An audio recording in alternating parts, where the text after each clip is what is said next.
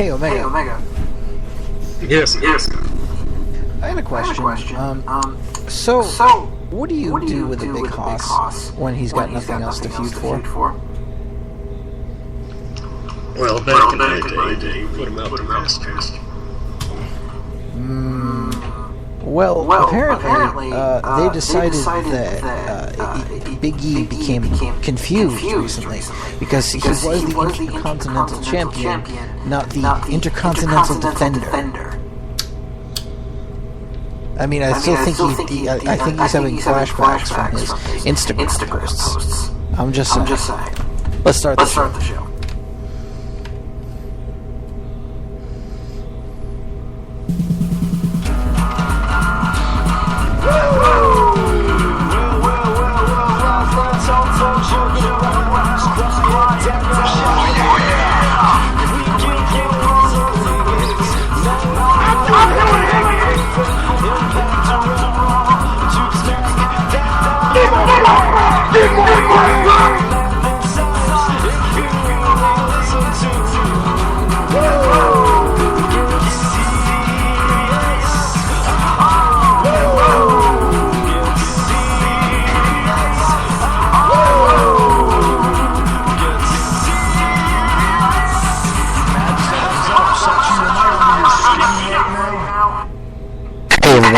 Welcome to episode number 118 of the Woogit series.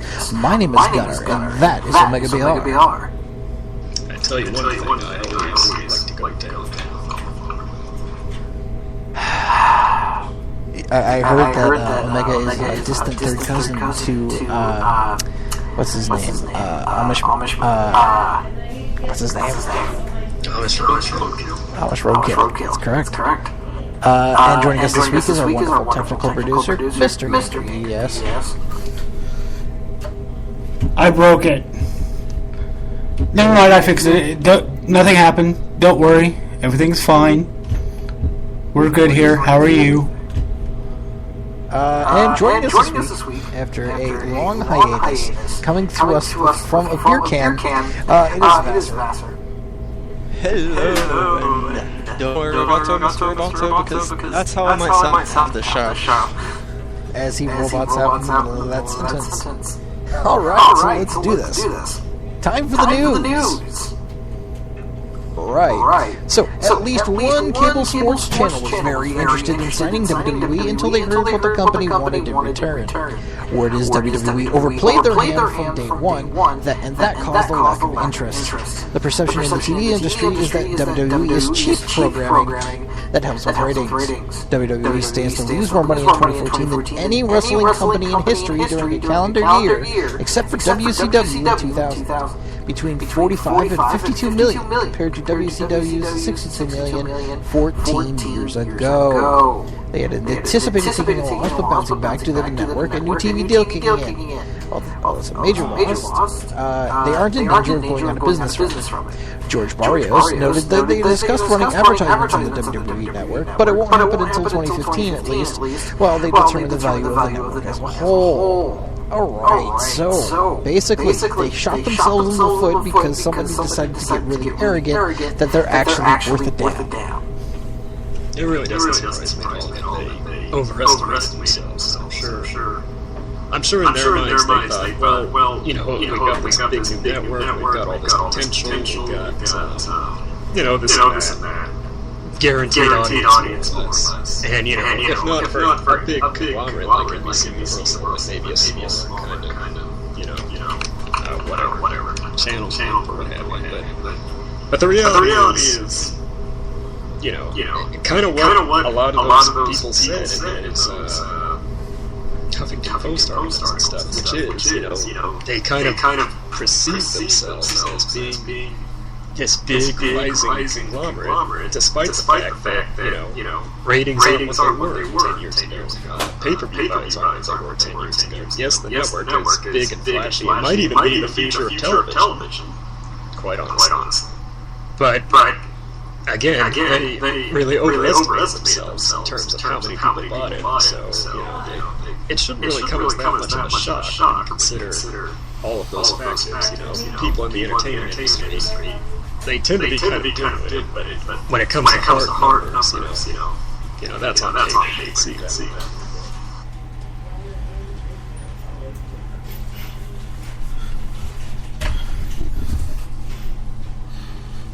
I think the scariest number is the 45 and 52 million in the losses. Is definitely a scaling back, and the fact that the network has kind of flopped, in my opinion. I mean, they didn't get their million buys, which is kind of surprising, in my opinion. I mean, I would imagine that they would have had, the million buys by now, at least. But I mean, it's not to say that they're not going to get it. It's just saying that it's not taking off like it should. They're adding content every day. They're doing a good job of actually keeping the service up and running, and it's a good service. It's just the fact that people are stuck in that $60 of commitment. Commitment hell, basically. And they shot themselves in the foot. I mean, they overhyped themselves. They believed what they wrote when they were writing all of that stuff about having a new deal and whatnot. And that's the problem with the WWE, is that sometimes they just buy into their own hype, and they get disappointed when they realize that it isn't reality. It's McMahon care. The problem with the company and this whole idea of them losing money is the fact that they are the biggest wrestling promotion in the world. So when things come up like what we talked about the other week with the referees wanting more money, being upset that cost of living is going up, and they travel just the same as anybody else, when stuff like that comes up, then when they can't pay it, or they refuse to, then that's where we're going to start having some problems that, we always talk about TNA having. But there are lack of funds and things not happening on time and such. And that's not to compare WWE to TNA necessarily. I'm just saying, when you take a loss, you kind of have to readjust yourself. You can't necessarily, even though you're the biggest company of this location in the world, you can't necessarily look at it like, we're too big to fail, we have too much money to... we can afford it, we can spend the money. That might not always be the case, considering these losses, and that's when certain attitudes are going to pop up. That's when people are going to get frustrated. I mean, I'm sure there are a lot of people in WWE who the biggest factor of them staying and sort of keeping their mouth shut is the money, and if that starts to sell, then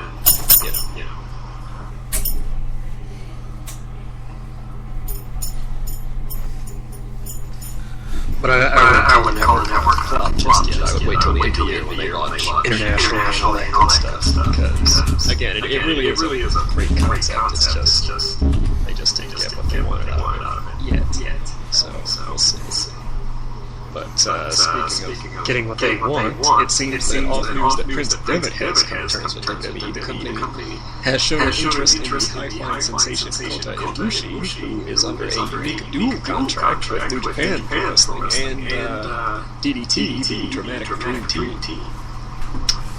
It seems that the old Sin Cara, after 4 months saying he retained rights to that name, is now saying that he should have a new name to break free from his old characters, apparently now going by El Mysterioso, or The Mysterious, with a new mask that is basically his old mask, except with all the frills on it.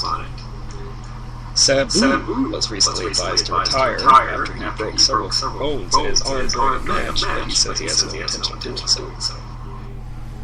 Scott Hall checked himself into the hospital on Friday morning. He was later released with a clean bill of health, and although people were worried about him, he told a fan on Twitter it was simply a heart check. And Berkeley Ottman, son of wrestling legend Fred Ottman, and cousin Cody Rhodes, has been working for WWE as a timekeeper in developmental. He's actually the one who got that smooth wedgie from Alicia Fox on Raw. I'm so glad I missed Raw. You said like super wedgie, and I just well, that's it. The sad thing is that was actually what I considered for second show last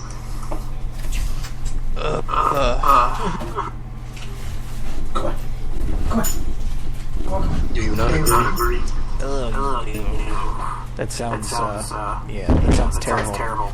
So, okay, these are interesting.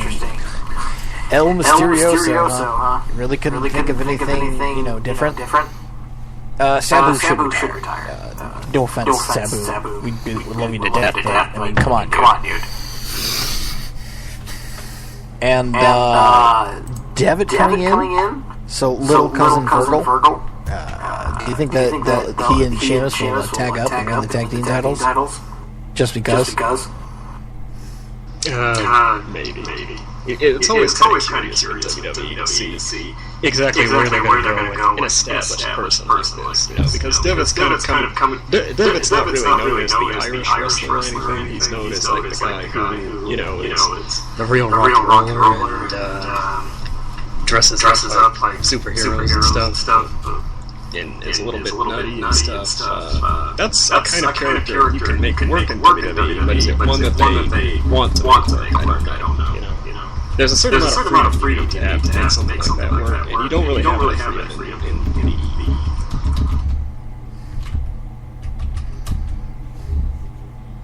Although Kota Ibushi coming in.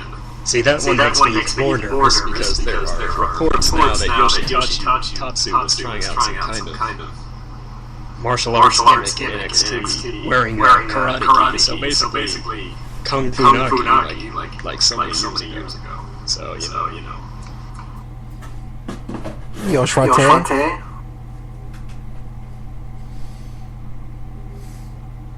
C. Oh, Jesus Christ. Alright, let's move on here. So one potential scenario being kicked around for the WWE World title is a star-studded Money in the Bank match at next month's pay-per-view for the gold itself, rather than a future title shot. A funny message appeared at the bottom of the payback contract on Raw, which was, World Wrestling Entertainment is a creative genius. The whole creation of the universe was fashioned by his ever-toiling hands. All living mortals should praise his name and image. WWE apparently refused to allow classic footage to be used on the Goldbergs during the Warrior tribute episode. His wife and daughters are fans of the show and were invited to the set for the next season.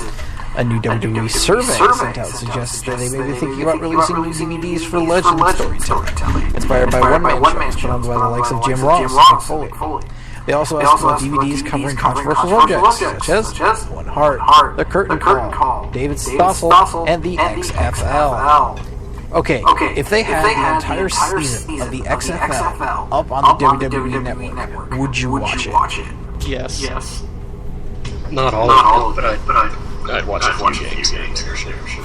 I'd watch some of it. I'd watch it. I'd watch it just to see how bad it really was, because I don't remember it being bad. Mind you, I didn't know much about football at that point, but still. I enjoyed it at the time, but I was young when it was a thing. It's not that it was bad, it just wasn't really... People just didn't take a shine to it, It's like... Yeah. The first season of Seinfeld, people didn't really take a shine to it, but then they kept it going, the rest of the season. But I think it was just... I think they got a little too desperate and they got a little too goofy. I mean, I can't remember if this is actually the truth or not, but I remember a friend of mine reminiscing about it. He was like, in the very first game, they had no fair catch rule. So in the very first game, when a guy called a call and got tackled and got hurt, and the announcer said something like, yeah, they can take their penalties and their fair catch rule, they can shove them up their ass. Sounds about right. About the whether it's true. Yeah. About that Money in the Bank match. Cena wins, and we get to see the big ladder again. I bet you that would happen too. It would be Randy Orton, Big Show, John Cena, Cesaro, and maybe like two or three other people. 2 to 4 other people. Yeah. You saw those of you who watched last night Raw, Stephanie McMahon was shown briefly talking to Alberto Del Rio, so perhaps that was the foreshadowing for such a match. But it wouldn't be a bad idea if they had to come up with a new champion. In fact, it'd probably be the best idea they could muster. given time. How hard would you mark CM Punk's on that? To be Very. to make speculation even worse, because Daniel Bryan is currently out. AJ Lee is scheduled to come back. I understand that they're getting married next month, but at the same time, you can sit there and argue that it is in Chicago, and he could work just the one day and then come back again, for the next pay-per-view, and then finish out his contract, or negotiate a new one and do a final draw and go away, instead of just leaving us with the last thing that we ever see of him is him in the Royal Rumble losing to Kane for no reason. Well, it's like people thought, okay, he's coming back to the Raw in Chicago, and then it was like, okay, he's coming back in WrestleMania, and now it's like, if he doesn't, the only reason I give it even the least bit of possibility is because of the title situation. That's really the only reason, and the fact that it's in Chicago, obviously. If it wasn't for the world title situation, I would have been over with it now. But if he doesn't come back at Payback, which I'm 99% sure he will, then it's probably pretty much time to just move on from him. If he comes back down the road, great. But if not, then it's time to just forget about him being the big part of the circus. Yeah. I'd like to see him have one more good run and then get sent off in a good way instead of just. Yeah. Well, remember he did this on it. Well, not he doesn't have his reasons, but he did make this decision on his own. It's not like he got suspended or something. Yeah. And one last note about the XFL, kind of true to form with WWE and what we're talking about the network, the XFL, a failure, but it did innovate the Skycam, which the NFL and other sports used today. That's correct.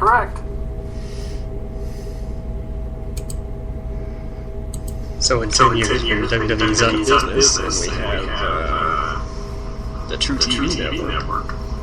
Well, no, Alright, well, there actually wasn't that much news this week, so we'll wrap up some tidbits.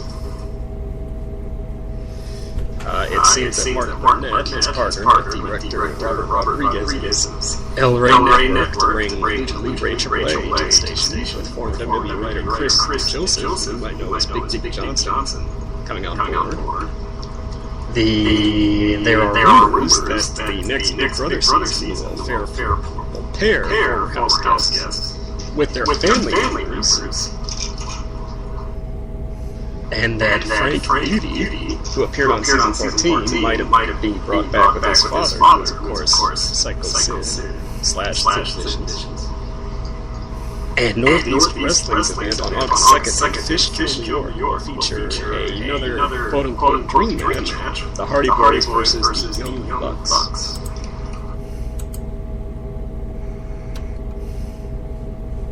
That's not a good idea. That's not a good idea at all. For that match. I mean, Big Brother. No, Big Brother's fine. It's a better idea than this Young Bucks versus the Hardy Boys match. Because Matt's just gonna eat them. They're Bucks, right? So he's gonna be like, venison. And you'll just put it on pizza and sit next to MVP. Matt's not even fat anymore, is he? I thought he lost all that weight. He did lose all that weight. I'm just making a joke. Yeah, but right. But what I'm saying is, why don't you just make a joke about Ally McBeal if you're going to tell out-of-date jokes? That wasn't even that. If she was a lawyer and she was single, then why didn't she ever? I don't know. See, this is why we don't do improv games anymore, Omega. Yeah, it's been very established that we suck at improv.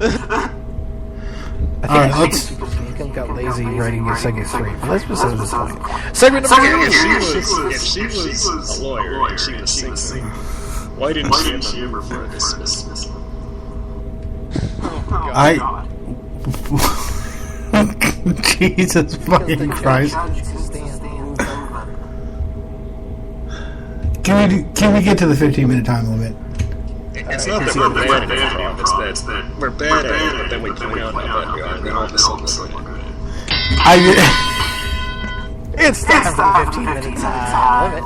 We spend 15 minutes every week talking about a topic at hand here.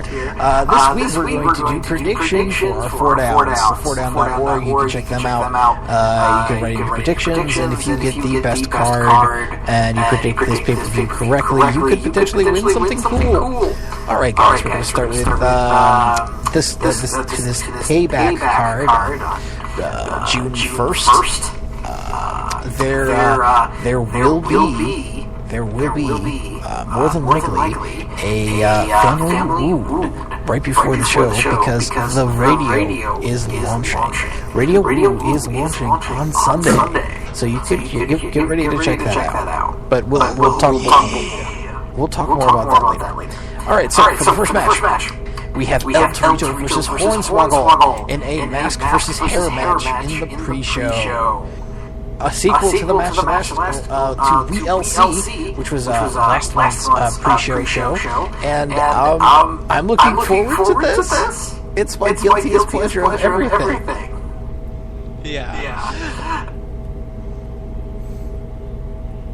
And I haven't seen anything more not safe for life in a wrestling ring since Dragon got decapitated. Well, clearly Torito's the win because they're not going to take the mask off him. And Hornswoggle's already until he grew his hair out, which I'm not even that convinced it's his real hair. Until he grew it out, he was already on this wall. So.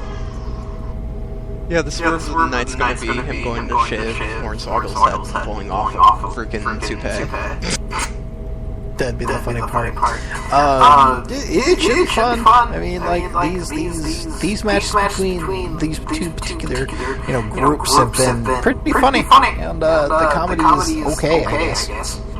It'll be pretty similar to the last one.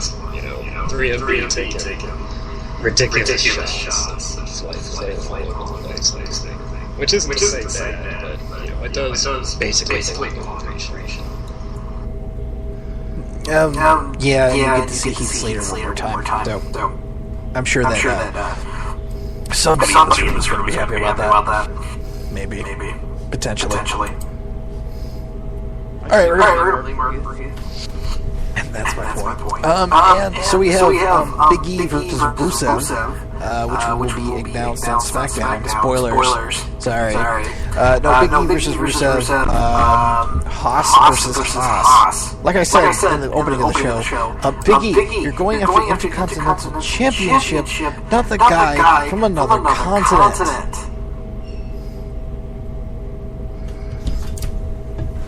Stop. What? Stop expecting things to make sense.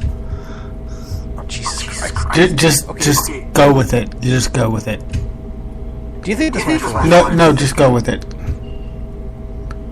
Do you think it'll be good? It'll be alright. I really hope Big E doesn't lose his momentum. Because Rusev doesn't have any to begin with. I mean, he's perfectly fine, but changing him from Bulgarian to Russian, just because, the Russians are doing something politically, current, is a really bad idea. Right. Well, I think he's still Bulgarian, but now it's Bulgaria as part of the Soviet bloc that likes Putin. It's weird. That's so racist. It's not even funny. Wait, how is that racist? It is racist because Bulgarians are not Russians. And neither Bulgarian nor Russian is a race. They're nationalities. Whatever, same difference. That's what I meant. No, it's not. It's what I meant. Anyway, moving on here. What do you think is going to win? Big E will retain.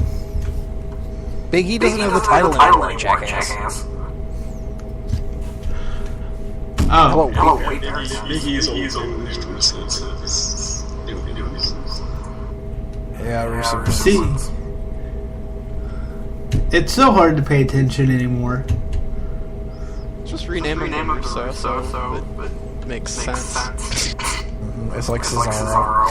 Alright, so, Paige versus Alicia Fox for the Divas title. Hey. It's nice that they have a Divas feud that's not simply based in nothing. Yeah, I mean, they kind of sort of tried to make Fox interesting. I don't know. I kind of got tired of it last night and started to drag for me a little bit. Because you know at the end of the day, it's not going to be anything. I mean, best case scenario for her is if she gets disqualified from the match by doing some craziness. Otherwise, Paige will just beat her. I really think that she definitely R-Truthed out. Whatever R-Truth was on a couple years ago, she's taken. Wait, R-Truth hasn't always been taking that?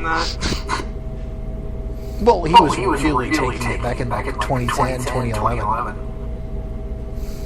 You know, Little Jimmy and whatnot. And box of spiders and talking pigeons. Paige to retain. Probably by tap out. I mean, they're just trying to build up somebody so that, she can plow through the roster. Oksana is probably next, and or one of the girls from Total Divas. Because they're going to be shooting that night. In the same sentence. Jesus Christ. I'm sorry. Yeah, she is. Yeah. Something, yes. Alright, so let's move on here again. Sheamus versus Cesaro for the U.S. title. Two people who had the U.S. title previously and really don't need it as their, I would say, positioned higher on the card than the Intercontinental Championship is right now. I mean, like, the mid-card titles ever since the World Heavyweight Championship went away. And besides the fact that it was on Dean Ambrose forever, are actually becoming to be significant.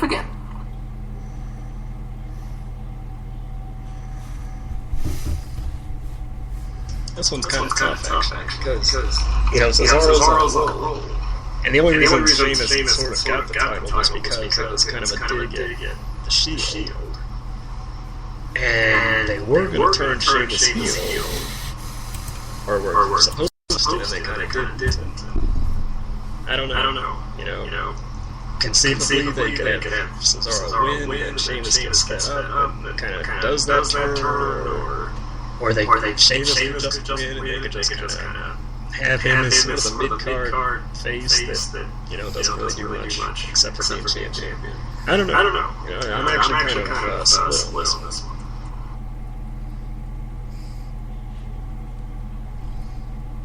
I've got Sheamus winning, and not beating Cesaro, but Cesaro getting disqualified because of Swagger running in, and just generally screwing things up for him.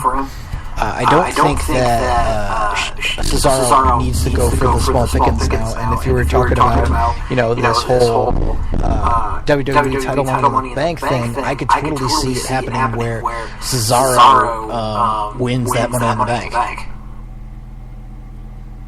As a realistic sort of thing, because brother, he's ready. That's a good point. Money in the Bank coming up, assuming they do for a future shot. Yeah. Well, I mean, him or Barrett are really what I can't believe I'm still saying this in 2014. I've been saying that for like 4 years now, that Wade Barrett should win the World Heavyweight Championship or the WWE Championship, and it hasn't happened yet. And they're really behind him now, and I really hope he wins. Well, see, it's more of an issue now because it's one title, it's not two. And even though they have this situation with Bryan, I think they get pretty shy when it comes to this type of thing. They probably want to stick on somebody like, John Cena, or, somebody who's really sort of on their radar, rather than or at least recently on the radar, like a Roman Reigns rather than somebody like Sheamus or Bad News Barrett, who, you know, they're big on it, but not, you know what I mean? Huge on, yeah. He's got the IC title, but that doesn't necessarily mean, you know. I think Roman is too busy with Triple H to actually win the Money in the Bank contract. I don't think that he would necessarily win. I could see like a bunch of big names and the Shield in this match and have it be like a 10-man or something, and have it just be a ridiculous spot fest. Oh God, yes. I would mark so many marks. Yeah. By the way, Bad News Barrett is named Dan for the IC title on his card. I don't see Van Dam like that. Nope. Van Dam will be squashed. It'll be exactly like the Alicia Fox match, only with a little less crazy and a lot more froggy. Yeah, I don't see Van Dam winning, but I'm gonna mark so hard just to hear his theme. Even though it really hasn't changed much in the past 10 years. Exactly. Okay, so here's the interesting match. John Cena versus Bray Wyatt in a Last Man Standing match. This is what I'm curious about. This is going to be a fantastic match. Oh God, yes. Probably. Here's my question. Who wins? I mean, John Cena is the obvious winner here. I mean, he has to win sometimes. And it's not because of Bray, and not because of what he's done, but because Cena, technically needs this. All right. I couldn't even get through that sentence without cracking up. So, Bray needs to win this match. Bray needs to win, and he needs to win decisively, because while the last pay-per-view's cage match was a quote decisive win, this would really help him in the solidifying as the giant monster heel that he actually is, who's over as a face, because they're trying to do that whole we're gonna keep him heel until you guys cheer for him, all of you.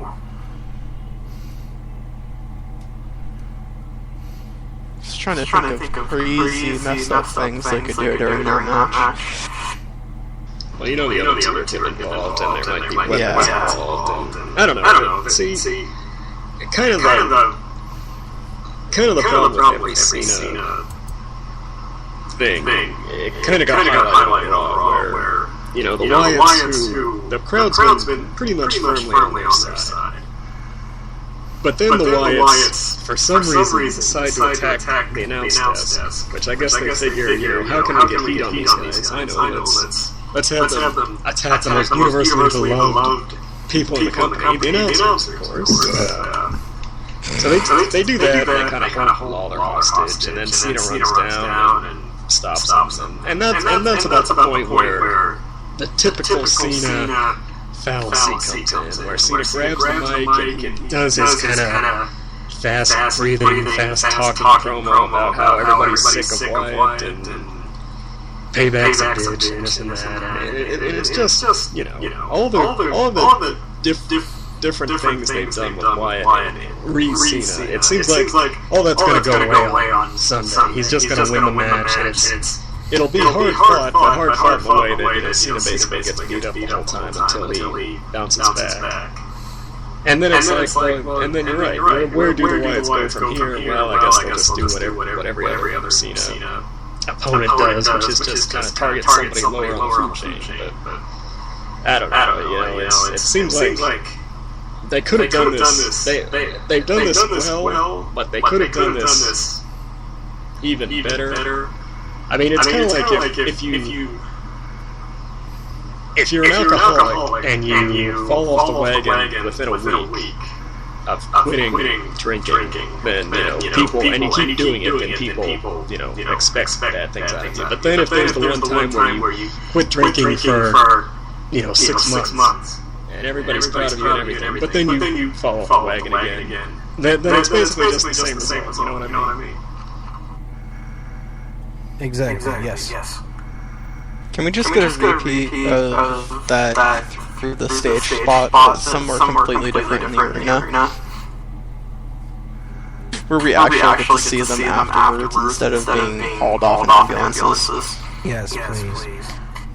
Okay, last bit. We only got a couple minutes here. The Shield vs. Evolution and No Hold Barred Elimination Tag Team Match.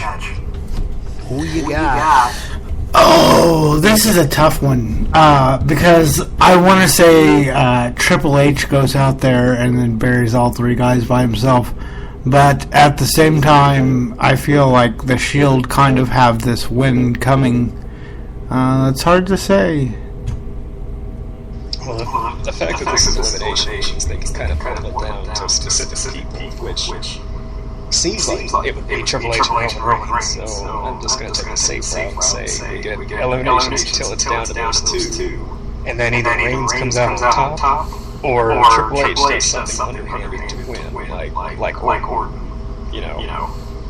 hits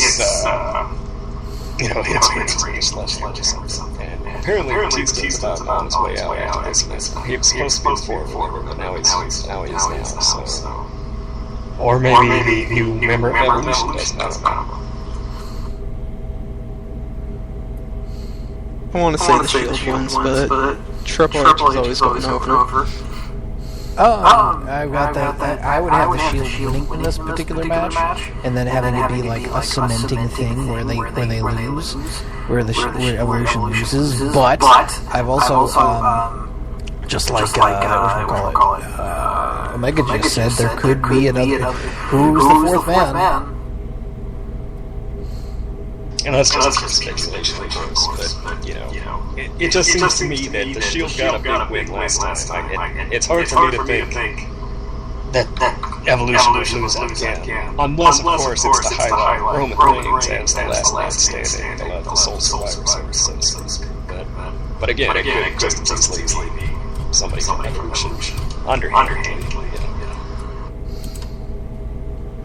Actually, I'd like to see Roman versus Triple H, just to put Roman way over. That's happening at SummerSlam, I think.